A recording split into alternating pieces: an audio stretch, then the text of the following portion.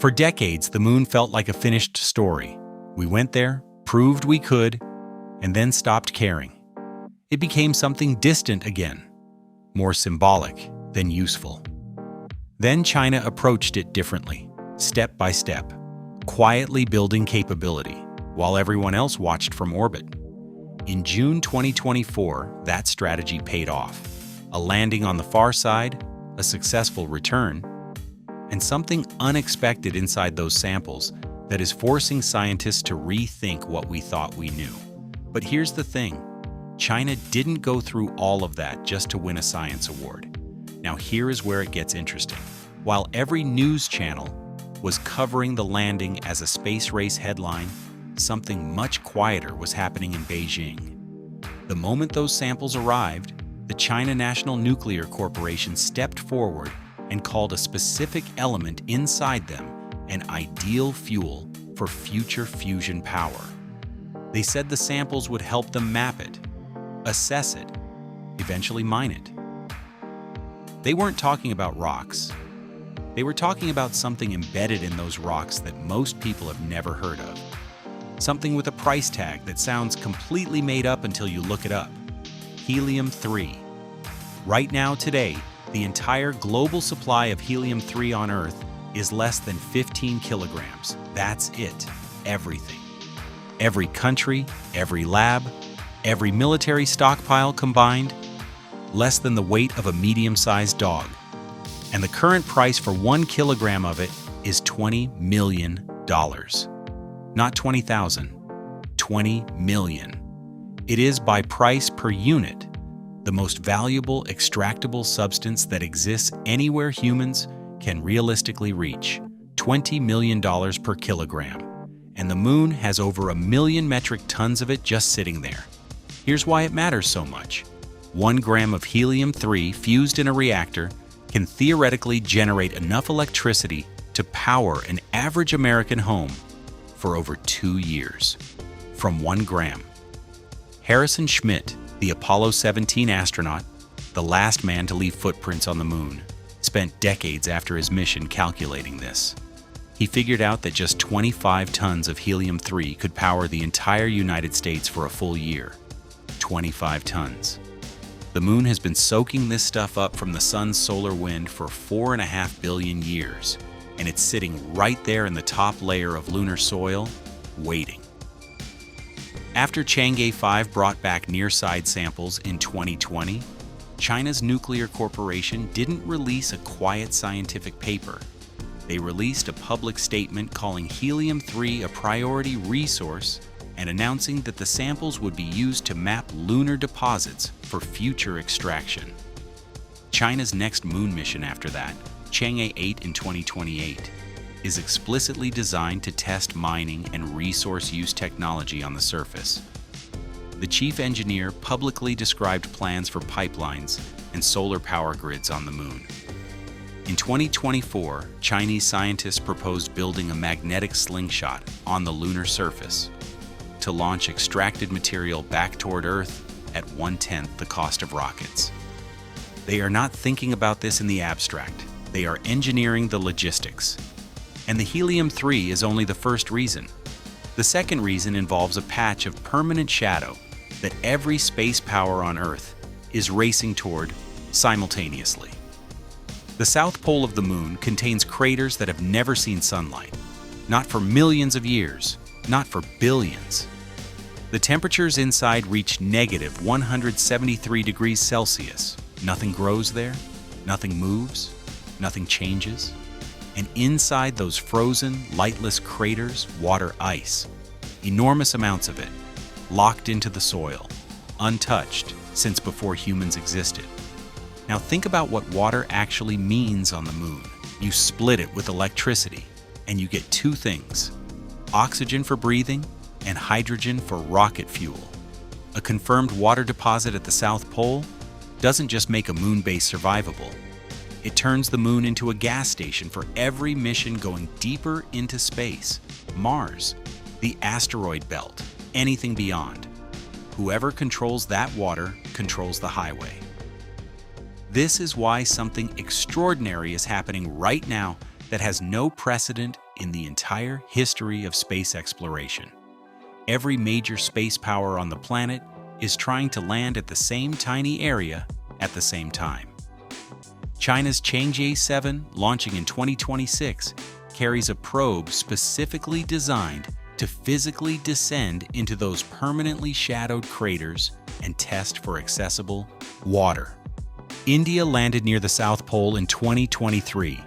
Russia crashed trying to land there in 2023. America's water-hunting rover was canceled on budget grounds and later reassigned to a private company with no confirmed launch date. China's probe will likely have results by 2027. America's might still be years away. The first country to confirm exactly what's in those craters doesn't just win a science debate, they set the rules for everything that comes after. Here's what that actually means. Whoever scientifically establishes the presence and location of accessible lunar water first becomes the evidentiary foundation on which every future legal, political, and economic decision about the moon gets built. It's not about planting a flag. It's about being the one whose data everyone else has to reference. China understands this completely. It's why their Chang'e 7 mission carries 6 international science instruments from partner countries, locking those countries into China's data, China's findings, China's framework for what the moon is and who gets to use it.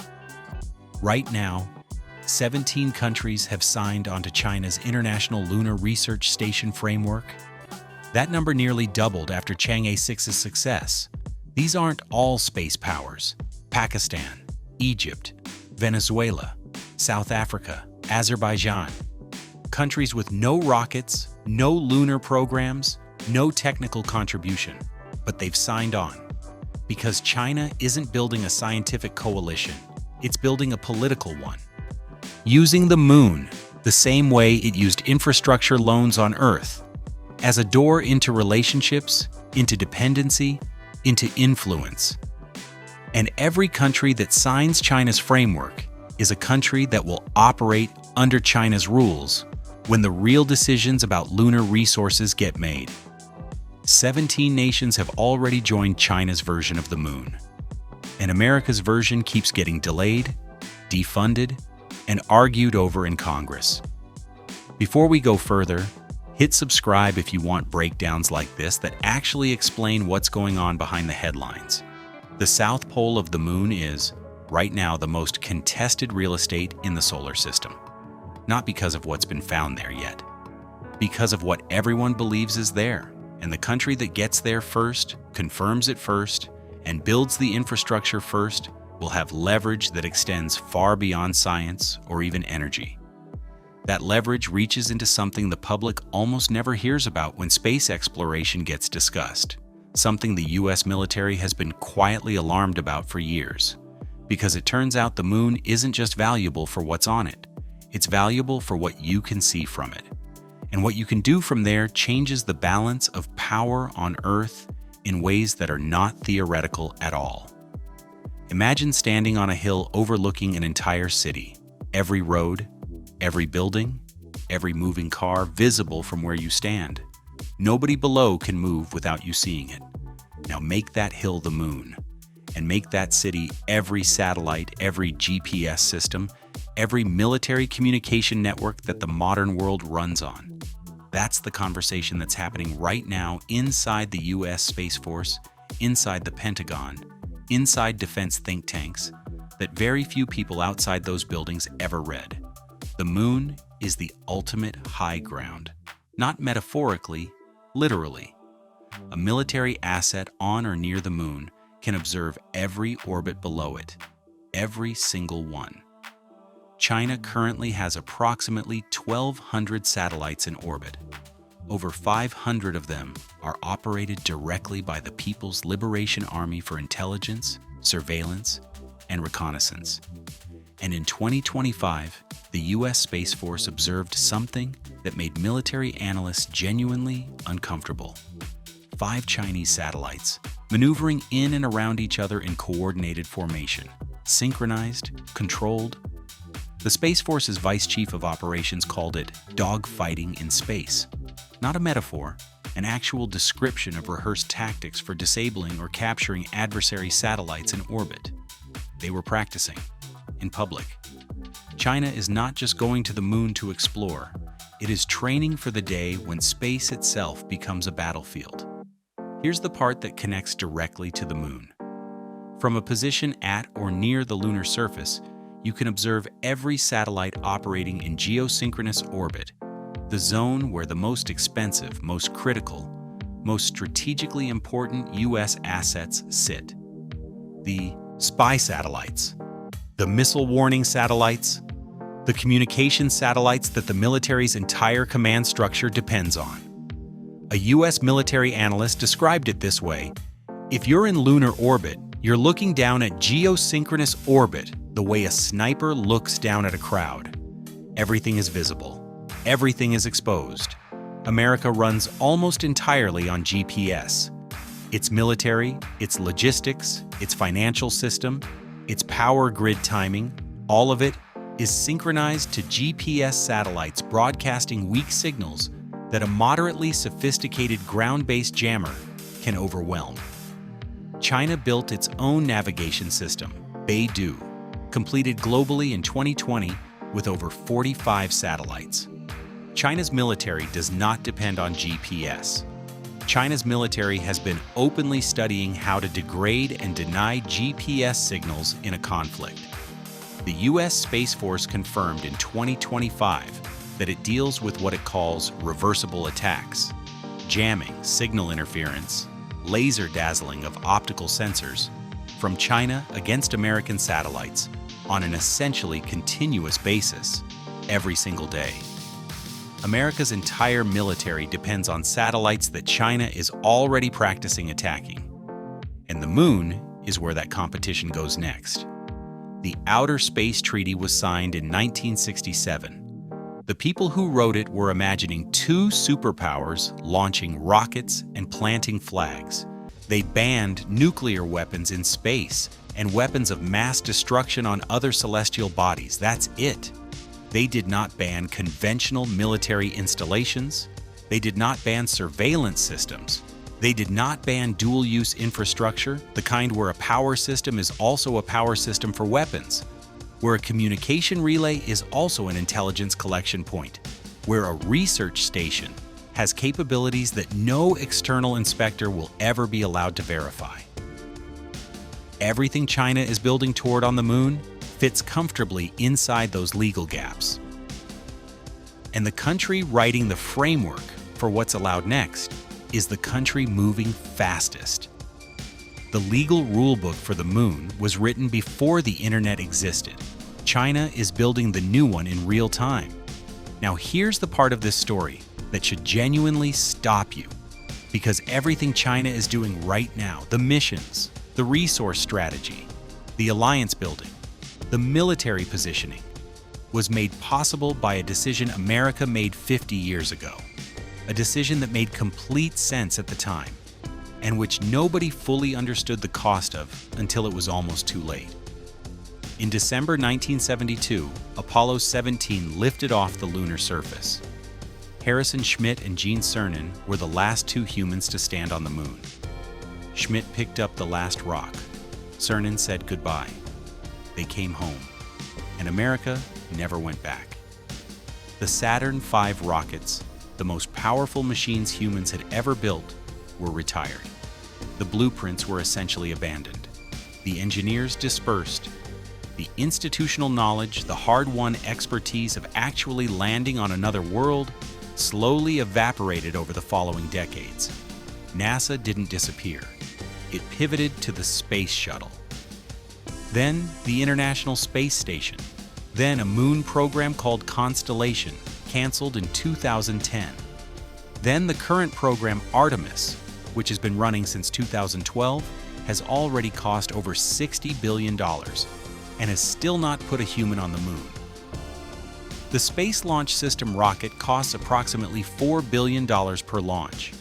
In the Apollo era, America was spending 4% of the entire federal budget on space. Today, it's 0.4%. 1/10. And the program still runs over budget, behind schedule, and under constant political pressure from a Congress that changes its priorities every 2 years. America invented the playbook for reaching the moon. Then it filed the playbook away and forgot where it put it. China started its lunar program in 2004, 32 years after Apollo ended. They had no sample return technology, no far-side communication relay, no heavy lift rocket capable of a lunar mission, no crew spacecraft, no lander, nothing. In the 20 years since, they built all of it from scratch. Chang'e 1 orbited the moon in 2007. Chang'e 3 soft-landed in 2013. Chang'e 4 landed on the far side in 2019, a world first. Chang'e 5 returned samples in 2020. Chang'e 6 returned far-side samples in 2024, another world first. Crew spacecraft Mengzhou completed abort testing in 2025. Lander Lanyu completed full landing and takeoff verification in 2025. The long, March 10th heavy rocket completed 2 static fire tests in 2025 and a low-altitude demonstration in early 2026. This is not a program that's running on hope. This is a program that is executing. China went from 0 lunar capability to world firsts in 20 years. America had a 50-year head start and is still arguing about the budget. And so, here's where everything lands. The same moon, the same resources, the same strategic high ground. It was always there, waiting for whoever came back. Harrison Schmitt spent 50 years after Apollo trying to tell anyone who would listen that the moon wasn't just a destination, it was an energy source, a strategic position, and the foundation of whatever civilization extends beyond Earth. He co-founded a company in his 80s to go mine it commercially, because the government he flew for wouldn't go back. The last man to leave footprints on the moon had to start a startup to finish the mission. China didn't discover the value of the moon. America discovered it, brought home the samples, published the science, and then walked away from the table. And now, 50 years later, another country read those papers, followed the logic all the way to its conclusion, built the program to get there, and is currently 3 or 4 years from putting boots on the surface. The moon didn't change. The helium-3 didn't move. The water ice didn't disappear. The high ground stayed exactly where it was. The only thing that changed was who decided it was worth going back for. And that decision, made in 1972 when America chose to stop, is the real reason China keeps going back, because someone has to, and right now, that someone is them.